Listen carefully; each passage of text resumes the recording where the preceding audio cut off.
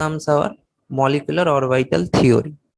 Now we're gonna see it. Molecular orbital theory. Now at the end of this video, we will see to a trick that will let you uh, conclude the molecular orbital theory's bond order.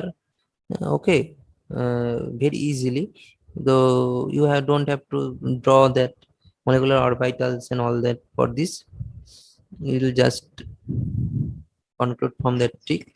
Okay, but first let us see it elaborately, then I'm going to tell you the trick at the end of the video. So let's see that. That is molecular orbital theory. That what does it say? That electrons will be more stable where energy is less, and will be unstable where energy is more. Okay, so what we can see from here, that it has two kinds of molecular orbitals. One is bonding pair, one is non-bonding pair. So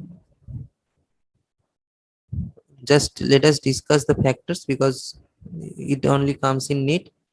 So let us discuss that. It is electron is supposed to be present in the molecular orbital. Supposed to be present in the molecular orbital. Now,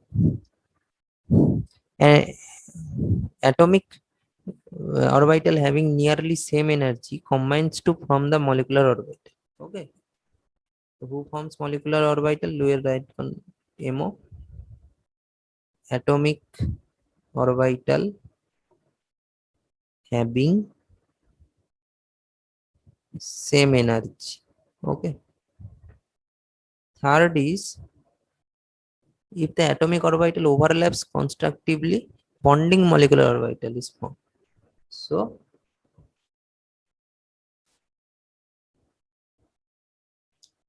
if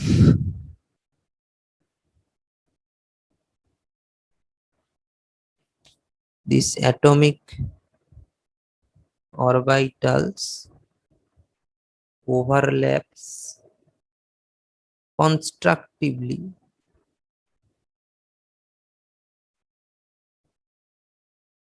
so bonding MOP, bonding molecular orbital is formed. Okay, and if atomic orbital also destructively, that means overlaps destructively, so our anti-bonding or non-bonding molecular orbital will be formed. Okay, anti-bonding molecular orbital forms. So let us see some examples of how to draw molecular orbitals and all that. Okay, so here is a classic example, that is our MO of N2. So to draw any of the molecular orbitals of any atom, we first have to know the electronic configuration. So N has electronic configuration 1s2, 2s2, 2p3. So it has N2. So write it twice if you're gonna draw it. Okay. So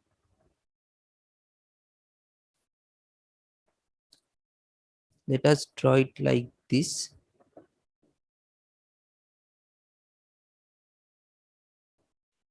Now you will understand why I told you to write it twice. That is, it is 1s orbital for 1n and it is 1s orbital for 1n. Now both of them are fulfilled, right? Just draw it then. Now here it is our bonding molecular orbital, and here it is our anti-bonding molecular orbital. So we are gonna write it sigma 1 is that is bonding, and sigma star 1 is that is anti-bonding. So it will both have two orbitals, and both of them are filled with uh, two electrons, because it has here two, two, four, total four. Okay. If it was three, so we're gonna first fill the bonding, then anti-bonding. So here it will be two, and there it will be one then. Okay. So next is our 2s. We're gonna just draw it like this. 2s, 2s, sigma 2s, sigma star 2s. Now 1, 2, 1, 2, 1, 2, 1, 2. Okay. So the last one, that is the very important one.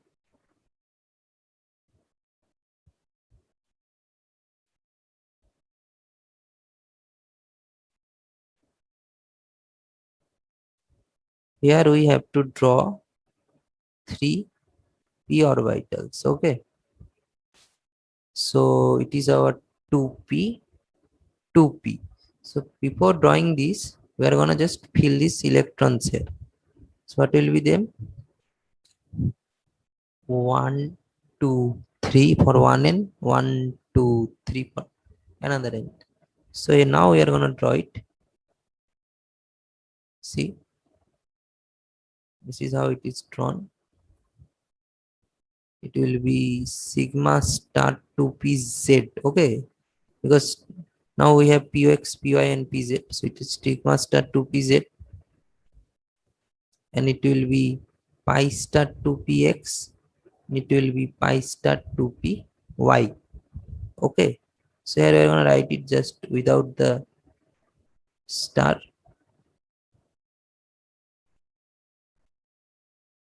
So here we will see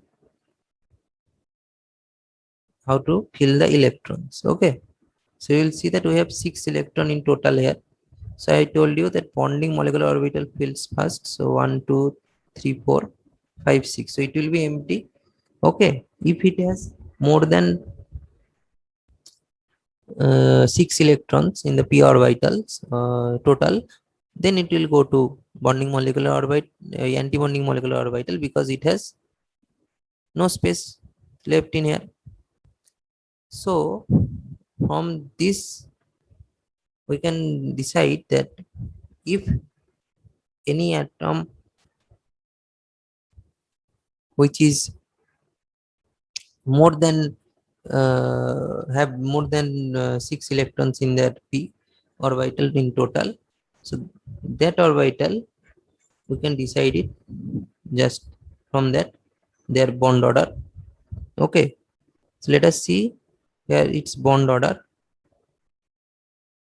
So many cases you will see that they tell you to write the total number of bonding electrons and total number of anti-bonding electrons. So if we write it here, total number of bonding electrons is here is 10, and total number of anti-bonding electron, that is 4.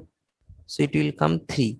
But have you seen a thing that these two and these two, 2 minus 2 0, 2 minus 2 0. So we can write it like this also, 6 minus 0.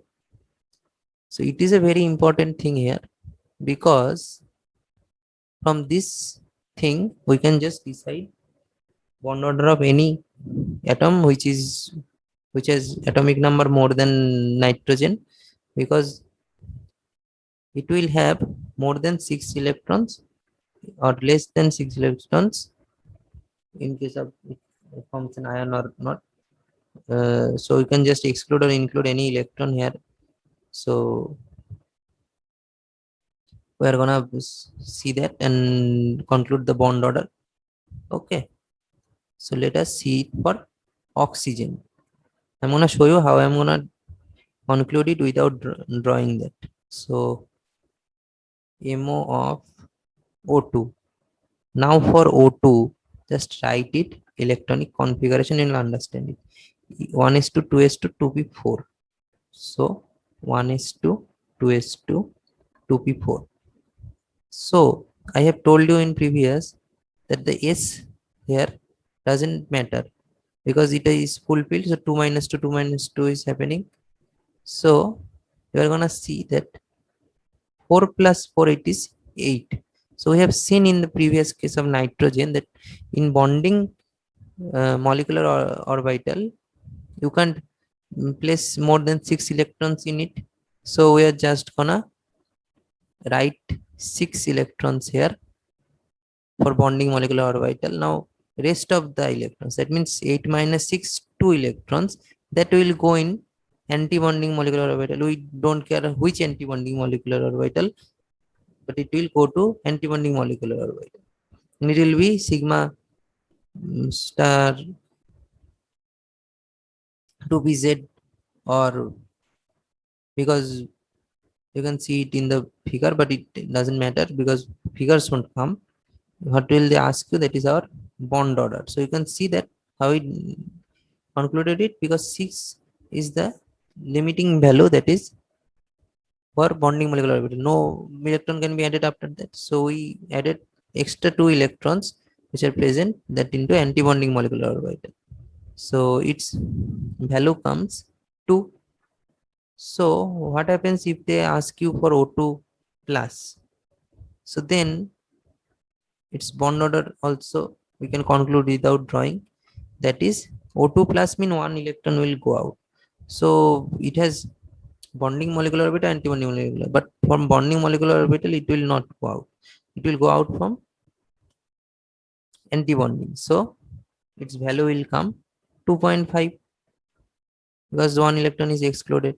Next is for O2 2 plus. So you can guess it from there that no electron is present right now because two of the electrons are out. So it will come 3. Now O2 minus. So here in anti-bonding molecular orbital, extra 1 electron is added. That means 6 minus 3, because we can add it in bonding molecular orbital. So we'll add it in anti-bonding molecular orbital. So it will come 1.5. Now for O2 2 minus, so its bond order will be half into 6 minus 4 because another electron is added. So it will be 1. So without drawing, we have concluded bond order of O2 2 plus greater than O2 plus greater than O2 greater than O2 minus greater than O2 2 minus. Okay. So it is the trick here. Now last is our hydrogen bonding. Okay. So hydrogen bonding is easy and simple. You will see it in organic chemistry also, but let us discuss it here as it has included here in the syllabus. So hydrogen bonding. What is the main factor in hydrogen bonding? Let us see first hydrogen. What is hydrogen bonding and what its nature like?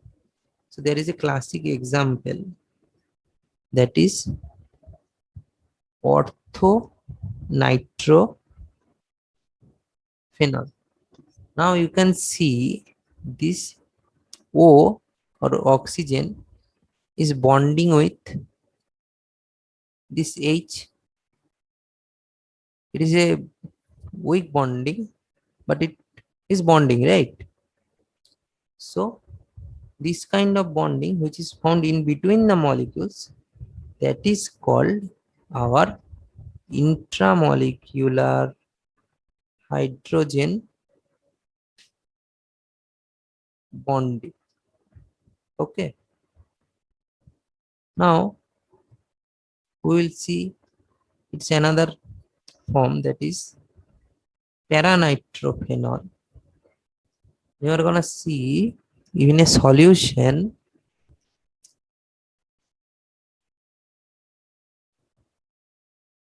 it forms hydrogen bond like this, okay, with another molecules H and these molecules uh, oxygen. So this kind of bond which is found between two other molecules but of the same compound, that is intermolecular hydrogen bonding. Okay, so what are the factors on hydrogen bonding is dependent upon? So first one is our directly proportional to electronegativity. That means hydrogen bonding is directly proportional to electronegativity. That means more the electronegativity, more the hydrogen bonding is formed. That means even HF, you can see in a solution of HF, they forms hydrogen bond, intermolecular hydrogen bond like this.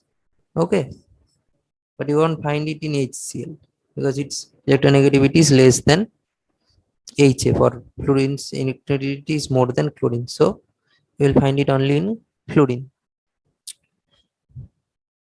So hydrogen bonding also gives you the volatility factor. Okay, so for the example we have seen just now, that orthonitrophenol's is more volatile than the paranitrophenol. Why is that? Because we have just seen that this molecule forms intramolecular hydrogen bonding. That means it wants to be separate, it wants to be lonely. That means it doesn't want to pair with anyone. Okay, so it is just lonely in a solution. So if you just heat it, it will just vaporize, or that's why it is volatile, it is more. But what happens in case of this paranitrophenol, it forms a bond with another hydrogen of ortho sorry paranitrophenol. So what happens here, uh, because of this intermolecular hydrogen bonding, these paranitrophenol's form a chain, like, so this chain one doesn't wanna break up. So if you heat it up, it won't go vaporize. So that's why its volatility is more than this. That means orthonitrophenol's volatility is more than paranitrophenol. Okay, so here is our chemical bond is ended. To learn difficult concept of physics, chemistry and biology within few minutes to crack NEET and JEE with fun, like, share and subscribe our new YouTube channel Shantu. You will get conceptual videos, highly effective notes, short tricks, mock test and much more. Hope we shall meet there.